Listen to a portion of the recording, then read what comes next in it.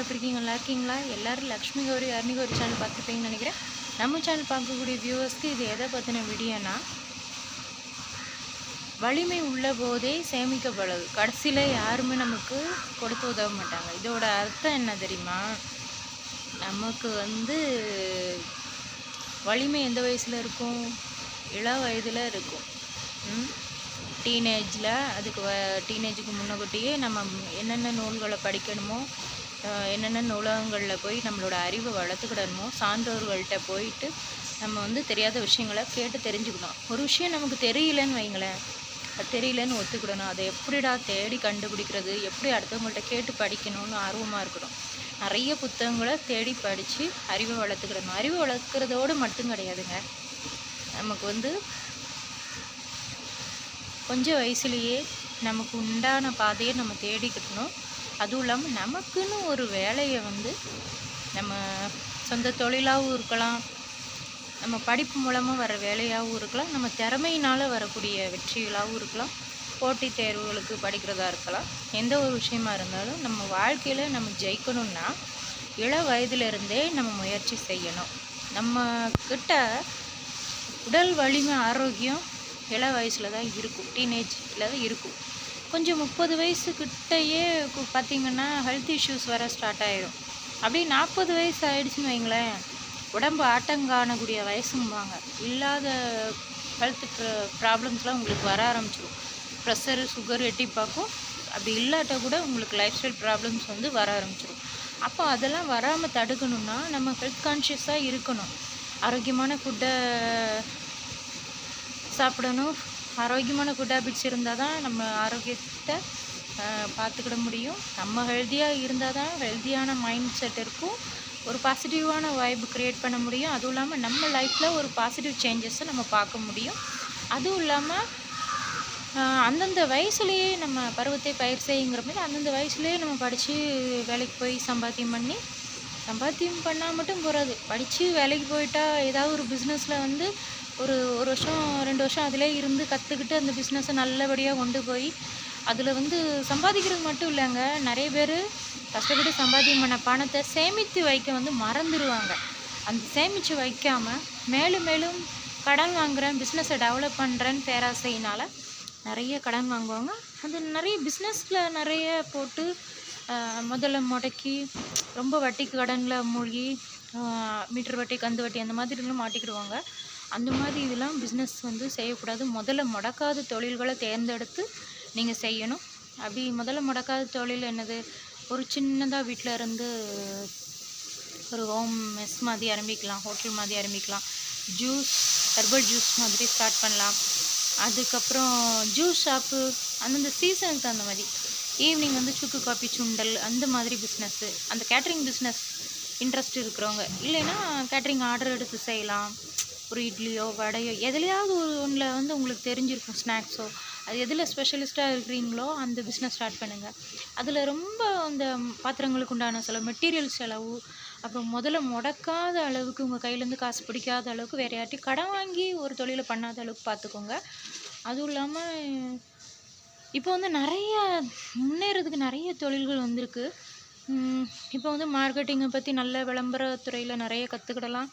Tamil, English நல்லா learn பண்ணிக்கிட்டிங்கனாலே உங்களுக்கு marketing துறையில் பிரமாதமான வாய்ப்புகள் இருக்குது. அதுவும் இல்லாமல் நீங்கள் ஒரு social media network engineer, SEO marketing அதை நீங்கள் கற்றுக்கிட்டிங்கன்னா நல்லது. அதில் எல்லாத்துலேயுமே ஆடு போடுறது, அப்புறம் உங்களோட ஓன் பிராண்டை உருவாக்கி அதை எப்படி ஆன்லைனில் மார்க்கெட்டிங்கில் விடுறது, அப்புறம் OLXல, அமேசான்லலாம், ஃப்ளிப்கார்ட்லலாம் எப்படி சேல்ஸ் பண்ணுறது, ஒரு ஆப் எப்படி டெவலப் பண்ணுறது, வெப்சைட் எப்படி டிசைன் பண்ணுறது, அதெல்லாம் நீங்கள் கற்றுக்கிட்டிங்கன்னா போதும். அதுவும் இல்லாமல் ஹார்ட்வேர், சாஃப்ட்வேரில் இம்பார்ட்டன்ட் கோர்ஸு, பைத்தான் மாதிரி கோர்ஸு அது மாதிரி கற்றுக்கிறது. அதுவும் இல்லாமல் டேலி 7.29 இப்போ உள்ள வெர்ஷன் என்ன வந்திருக்கோ அதை கற்றுக்கலாம். ஈஸியாக சம்பாத்தியம் பண்ணுறதுக்கு நம்மளோட நாலேஜ், சில பேருக்கு டெக்னிக்கல் நாலேஜ் இருக்கும், சில பேருக்கு நான் சொன்ன மாதிரி கேட்ரிங்கில் இருக்கும், சில பேருக்கு படிப்பில் இருக்காது, வேறு எதுலையாவது ஒரு ஆர்ட்டு, ஓவியம், பெயிண்டிங் அந்த மாதிரி இருக்கும். அப்போ அந்தவங்கள மாடர்ன் ஆர்ட்டு அது சம்மந்தப்பட்டது கற்றுக்கலாம். அப்புறம் சில பேருக்கு டெய்லரிங், ஆரி ஒர்க்கு, அதோட எம்ப்ராய்டரி ஒர்க்கு, அது கூட சேர்த்து எது தெரியுமோ அதுலேயே இன்னும் கொஞ்சம் மாஸ்டர் ஆகணும். அப்புறம் வந்து லேடிஸ்க்கு தான் சமையல் அப்படின்னு இல்லை, ஜென்ஸும் பண்ணலாம். யாருனாலும் லாபம் வரக்கூடிய தொழிலை தேர்ந்தெடுத்து பண்ணலாம். அதுவும் இல்லாமல் கொஞ்சம் வயசுலேயே அவங்க ஒரு தொழிலை கற்றுக்கிட்டு ஆண்களும் பெண்களும் செய்ய ஆரம்பிக்கும் பொழுது உங்களுக்கு ஃபேமிலியாக இருந்து ஒரு பிஸ்னஸை ஸ்டார்ட் பண்ணிங்கன்னு வைங்களேன், ஒரு குடும்பத்தை எப்படி நடத்தணும், குடும்பத்து செலவுகளை சமாளிக்கிறது, அப்புறம் வந்து குடும்பத்தில் உள்ள பிள்ளைங்களையும் அதில் அந்த தொழிலில் எப்படி ஈடுபடுத்துறது, ஃபேமிலியை கஷ்டம் இல்லாமல் கடன் இல்லாமல் கொண்டு போகலாம். அதுவும் இல்லாமல் நீங்கள் போட்டித் தேர்வுகளுக்கு படிச்சுட்டு இருந்தீங்க, இல்லைன்னா ஒரு இன்டர்வியூக்கு நல்லா ட்ரெயின் அப் பண்ணிகிட்ருக்கீங்க, ப்ராக்டிஸ் பண்ணுறீங்க அப்படின்னா டைம் மேனேஜ்மெண்ட் ரொம்ப முக்கியம். டைமை வந்து கரெக்டாக நீங்கள் யூட்டிலைஸ் பண்ணிக்கணும். ஃப்ரீ சோர்ஸ் எங்கெங்கெல்லாம் கிடைக்கோ அதெல்லாம் நீங்கள் யூஸ் பண்ணிக்கணும். மெயினாக வந்து எந்தவித அடிக்ஷன்ஸும் இருக்கக்கூடாது இந்த போட்டித் தேர்வுகளுக்கு படிக்கிறவங்களுக்கு. ஏன்னா வேலையை வாங்கணும் அப்படின்னு இருக்கிறவங்களுக்கு கரெக்டாக 1 இயரில் வேலையை வாங்கணும் அப்படின்னு 2 இயர் வரைக்கும் போகக்கூடாது. அந்த மாதிரி மைண்ட் செட் வச்சுக்கக்கூடாது. ஆனால் 1 இயர் நீங்கள் 6 மந்த்ஸ் 1 இயர் ஒரு தொழிலோ ஒரு பிஸ்னஸோ ஒரு ஜாபுக்கு நீங்கள் ட்ரை பண்ணுறீங்கன்னா உங்களோட உழைப்பு நேரம் எல்லாத்தையும் செலவு பண்ணுறீங்க. ஒரே இடத்துல உட்காந்தோ ஹெல்த்து ரொம்ப அஃபெக்ட் ஆகும். அதுவும் இல்லாமல் உங்கள் கண் அஃபெக்ட் ஆகும். டெக்னிக்கல் நாலேஜ் கற்றுக்குறீங்கன்னா செல்ஃபோன்லேயே இருக்க வேண்டி வரும். படிக்கிறீங்க அப்படின்னா செல்ஃபோனை அவாய்ட் பண்ணுறது பெஸ்ட்டு. நிறைய வந்து நோட்ஸ் எடுக்கிறது, எழுதுறது, அப்புறம் படிக்கிறது, அப்புறம் லைப்ரரி போகிறது, அப்புறம் அது சம்மந்தப்பட்ட யூடியூப்பில் மற்றவங்களுக்கு மோட்டிவேட் பண்ணுறது, வீடியோஸ் பண்ணுறது, எடிட்டிங் பண்ணுறது, அதையும் சேர்த்து கற்றுக்கிட்டீங்கன்னு வைங்களேன், உங்கள் வீடியோவை நீங்களே போட்டு பார்த்துக்கலாம். ஒரு நல்ல மோட்டிவேட்டடாக இருக்கும். நிறைய சம்பாத்தியமும் பண்ணலாம். சம்பாத்தியம் பண்ணுறது இல்லாமல் எந்தெந்த வழிகளில் இன்வெஸ்ட்மெண்ட் பண்ணலாம். இப்போ வந்து ஒரு பிஸ்னஸ் பண்ணுறோம், ஏதாவது ஒரு வேலைக்கு போயிட்டோன்னு வைங்களேன், ஒரு இன்டர்வியூக்கு படிச்சுட்ருக்கோம், அதுக்கு ப்ராக்டிஸ் பண்ணிகிட்ருக்கோம், இல்லை என்ட்ரன்ஸ்க்கோ எதுக்கோ நம்ம எக்ஸாமுக்கு படிச்சுட்ருக்கோம், செலக்ட் ஆகக்கூடிய அளவுக்கு நம்ம படிக்கணும். அந்தளவுக்கு நம்மளோட ப்ராக்டிஸ் இருக்கணும். அந்தளவுக்கு நம்மளோட நேரத்தை கொடுக்கணும். வீட்லேயோ வெளியிலையோ எங்கேருந்து வேணாலும் பிரச்சனைகள் வரலாம். நமக்கு வந்து ஃபைனான்ஸ் சப்போர்ட் இருக்காது. நம்ம இந்த எக்ஸாமுக்கு படிக்கிறோம் அப்படின்னாலே யாருமே சப்போர்ட் பண்ண மாட்டாங்க, தெரிஞ்சுக்கிட்டே பண்ண மாட்டாங்க. அப்புறம் அவங்க அப்படி பண்ணலையே, இவங்க நம்ம கை தூக்கி விடலையே, பிஸ்னஸ்க்கு ஹெல்ப் பண்ணலையே, கடன் கொடுக்கலையே, அப்புறம் நம்ம வேலைக்கு போகிறதுக்கு யாருமே லைஃப்பில் ரொம்ப கஷ்டம்தாங்க. வாழ்க்கையே போர்க்கலாம், அதை வாழ்ந்து தான் பார்க்கணுன்னு சொல்லுவாங்க. அதனால் லைஃப்பில் பல அடிகள் விழத்தான் செய்யும். என்ன அடிகள் விழுந்தாலும் அதை தாங்கிக்கிட்டு அடுத்த லெவலுக்கு எப்படி போகிறதுன்னு மட்டும் பார்க்கணும். கடன் வாங்கி ஒரு பிஸ்னஸ் பண்ணாதீங்க. அதுமாதிரி கடன் வாங்கியும் வேலையில் வந்து இன்றைக்கி சம்பளம் வந்துடும், அதனால் நான் கடன் வாங்குகிறேன், அதனால் ஆடம்பரமாக ஒரு பொருளை நான் மார்க்கெட்டில் வாங்குகிறேன், அதாவது ஆன்லைனில் ஆர்டர் பண்ணி தேவையில்லாத வாங்குகிறேன், அந்த மாதிரி இருக்காதீங்க. ஐஃபோனு, பைக்கு, ஒவ்வொரு விஷயத்தில் ஒவ்வொரு பொருள்கள் மேலே சில பேருக்கு பைத்தியம் இருக்கும். பைக்குன்னா அந்த ட்ரெண்டிங்கில் வர பைக் வாங்குவாங்க, காருனா காரு, அப்புறம் லோன் போட்டால் வாங்கிடுவாங்க, அப்புறம் செல்ஃபோன்னா செல்ஃபோன். இந்த மாதிரி தேவையில்லாத விஷயங்களுக்கு நீங்கள் செலவு பண்ணுறத ஃபஸ்ட்டு நிப்பாட்டணும். ஒரு போட்டித் தேர்வுகளுக்கு படிக்க ஆரம்பிச்சிட்டிங்கன்னா வீட்டில் உள்ளவங்களுக்கு அதை சொல்லி புரிய வைக்கணும். எல்லாருக்கும் நம்ம புரிய வச்சுட்ருக்க முடியாது. நம்ம என்னென்ன மெட்டீரியலோ அதை கலெக்ட் பண்ணணும், நோட்ஸ் எடுக்கணும், அதுக்கு உண்டான ஜெயிக்கிறதுக்கு உண்டான வழியை பார்க்கணும். எந்த பிரச்சனை இல்லைனாலும் நமக்குன்னு ஒரு ப்ரைவசியான ஒரு இடத்த தேர்ந்தெடுத்து படிக்கணும். படிக்கிறது மட்டும் இல்லாமல் நோட்ஸ் எடுக்கணும், டெஸ்ட்டு போட்டு பார்க்கணும். அப்புறம் என்ட்ரன்ஸ்னால் அதுக்கு ஒரு கோச்சிங் இன்ஸ்டியூட்டில் போய் சேரணும், எப்படி வேலையில் ஜாயின் பண்ணணும். பிஸ்னஸ்னால் அதில் குறைஞ்சது 1 வருஷமாவது நீங்கள் அதில் இருக்கணும். உங்களோட உழைப்பு, நேரம், கற்றுக்கிற ஆர்வம் எல்லாத்தையும் பொறுத்து நீங்கள் ஸ்பீடாக கற்றுக்கிட்டிங்கன்னா ஒரு வருஷம் 2 வருஷத்துலேயே நீங்கள் உங்கள் பிஸ்னஸை டெவலப் பண்ணி கொண்டு வந்துடலாம். எல்லாமே உங்கள் கையில் தான் இருக்குது, வேறு எங்கேயும் இல்லை.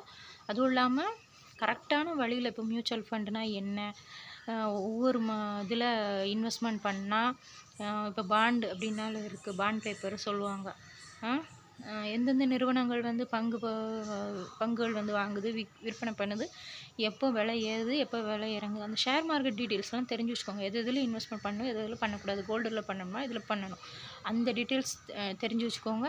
அதுக்கப்புறம் உங்கள் ஃபேமிலி சேவிங்ஸ், பிள்ளைங்களுக்கு உண்டான படிப்பு, மேரேஜ், உங்களுக்கு உண்டான மேற்படிப்பு, ஃபாரின் போகிற செலவு, எல்லாத்துக்குமே நீங்கள் வந்து ஏதோ ஒரு பிஸ்னஸ் பண்ணுறீங்க அப்படின்னா அதுக்கு சேர்த்து வைங்க. ஏதோ ஒரு சாதாரண வேலையில் இருந்துட்டு காம்படிட்டிவ் எக்ஸாம் படிக்கிறீங்களா, அப்போ உங்கள் மெட்டீரியலுக்கு உண்டான செலவு, உங்கள் செலவு, அப்புறம் உங்கள் ஃபேமிலி கொடுக்க வேண்டியிருக்கா, கொடுக்கறது போக உங்கள் செலவுகளை கொஞ்சம் குறைச்சிக்கிட்டு, ஆடம்பரமாக இருக்கிறத குறைச்சிட்டு, உங்களுக்குன்னு தனியாக வந்து நிறைய திட்டங்களில் போட்டு வைங்க.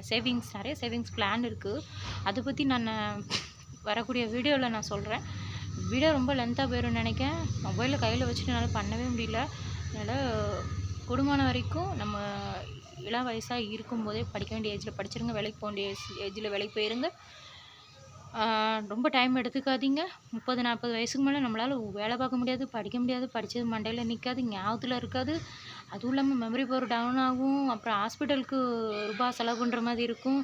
அப்பவும் நீங்கள் எக்ஸசைஸு, ஹெல்த் கான்ஷியஸோட ஃபுட்டெல்லாம் கரெக்டாக எடுத்துட்டிங்கன்னா உங்களுக்கு ஹெல்த் ப்ராப்ளம்ஸ்னால வரக்கூடிய அந்த ப்ராப்ளம்ஸ் வந்து சரி பண்ணிடலாம். அதில் கொஞ்சம் ரூபாயெல்லாம் வேஸ்ட்டாக செலவாகாமல் இருக்கும். ஏன்னா ஒரு டாக்டர்கிட்ட போனாலே நமக்கு வந்து எப்படியும் ஒரு நாளைக்கு 500, 1000 காலியாயிருது. ஏதாவது டிசீஸ் வந்துன்னா எப்படி இருக்குன்னு பார்த்துக்கோங்க. அதனால் கொஞ்சம் வயசாக இருக்குமோ அந்தந்த ஏஜில் என்னென்ன செய்யணுமோ, படிக்கணுமோ, வேலைக்கு போகணுமோ, சம்பாத்தியம் பண்ணணுமோ, சம்பாத்தியம் பண்ணுறது மட்டும் இல்லாமல் சேமித்து வைக்கணும். நம்ம பிற்கால வாழ்க்கைக்கு நம்மளுக்கு தேவைப்படும். வேறு படிப்புக்கு தேவைப்படும். கல்யாணம் ஆனால் குழந்தைங்க இருக்கும். மனைவிகளை மனைவியை பிள்ளைகளை பார்க்கணும். அப்புறம் பிற்கால வாழ்க்கைக்காண்டி நமக்கு ஆண்களாகட்டும் பெண்களாகட்டும் நமக்கு சேவிங்ஸ் அதிகம். நம்ம கையில் ரூபாய் இருக்கணும். அப்படின்னா தான் 4 பேர் மதிப்பாங்க. நம்மளோட செலவு, வீட்டு செலவு, நம்ம ஃபேமிலி செலவு நம்ம பார்க்கக்கூடிய அளவுக்கு நம்ம கையில் இருக்கணும். யார்கிட்டையும் கடன் வாங்கக்கூடாது. கடன் வாங்காத ஒரு லைஃப்பை மெயின்டைன் பண்ணணும். அந்த அளவுக்கு நம்ம செலவுகளை குறைக்கணும். ஆடம்பர செலவு வந்து ரொம்ப பண்ணக்கூடாது. அதுவும் இல்லாமல் லைஃப்பில் ஹாப்பியாக வாழணும். அதுவும் இல்லாமல் செலவை குறைச்சிட்டு சேமிப்பு போக மிச்சத்தை செலவு பண்ணுங்கள். வலிமை அது உடம்புல வந்து கொஞ்சம் வயசில் தான் நமக்கு எல்லா நேரமும் இருக்கும், ஸ்ட்ரென்த் இருக்கும், எல்லாம் இருக்கும், சாதிக்கக்கூடிய நேரம் எல்லாமே இருக்கும். ஒரு 30, 40 வயசுக்கு மேலே நீங்கள் சாதிக்கிறேன்னு உட்காந்திங்கன்னா வீட்டில் உள்ளவங்க செருப்பால் அடித்து வெளியே ஓடு அப்படின்னு பற்றி விட்ருவாங்க. அதனால் உங்களுக்கு சப்போர்ட் இருக்காது, பிரச்சனைகள் அதிகமாக இருக்கும், ஹெல்த் இஷ்யூஸ் எல்லாத்தையும் தாங்கிக்கிட்டு நீங்கள் வந்து ரொம்ப கஷ்டப்படுற மாதிரி இருக்கும். அந்த மாதிரி சூழ்நிலையை உருவாக்காதீங்க. 20, 30 வயசுலேயே படித்து ஏதாவது ஒரு பிஸ்னஸ்லையோ வேலையிலையோ போயிடுங்க. போகிறது மட்டும் இல்லாமல் நிறைய பிளான்ஸ்லாம் தெரிஞ்சு வச்சுக்கிட்டு ஃபைனான்ஷியல் இண்டிபெண்ட்டோடு இருங்க. சேர்த்து வைங்க. அனாவசிய செலவு பண்ணாதீங்க. யாருக்கும் ஹெல்ப் பண்ணுறதா இருந்தால் பண்ணுங்கள். ஆனால் அவ்வளோ உங்களை ஏமாத்துறாங்க, யூஸ் பண்ணிக்க வராங்கன்னு தெரிஞ்சு அவங்களுக்கு செலவு பண்ணாங்க. இன்னும் நிறைய விஷயம் மற்ற வீடியோவில் பார்க்கலாம். நம்ம சேனல் பிடிச்சா லைக் பண்ணி, கமெண்ட் பண்ணி, ஷேர் பண்ணி, சப்ஸ்கிரைப் பண்ணுங்கள். பாய்.